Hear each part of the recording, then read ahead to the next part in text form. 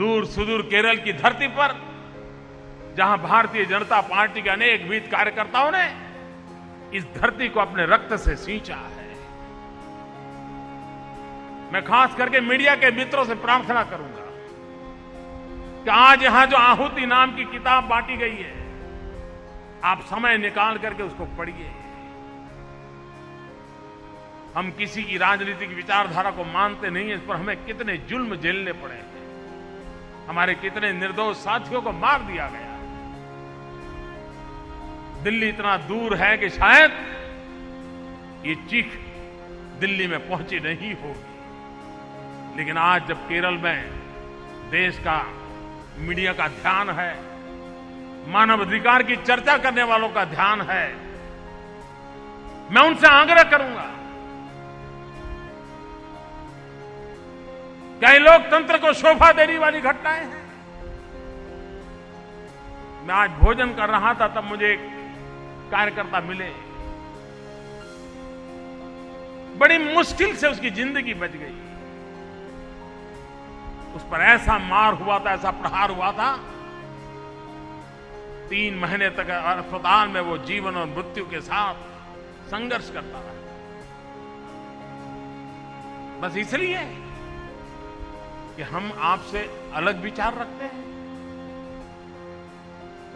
लोकतंत्र में ये कभी स्वीकार्य नहीं हो सकता।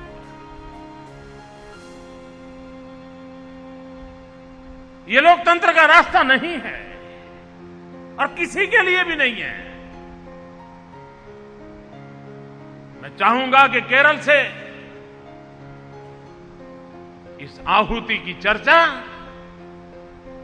मैं तो आप सबसे आग्रह करता हूं, हर राज्य के अंदर 3 या 4 स्थान पर ये आहुति किताब पर डिबेट होना चाहिए।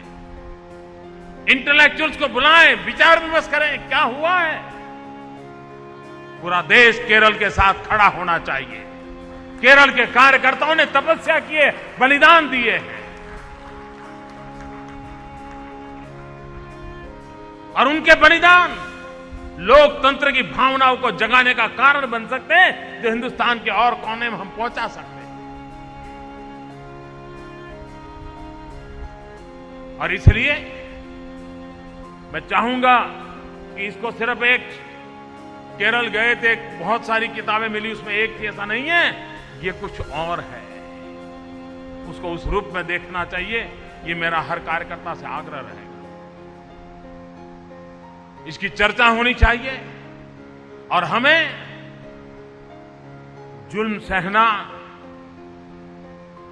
ये भी कभी कभी जुल्म बढ़ाने का कारण बनता है।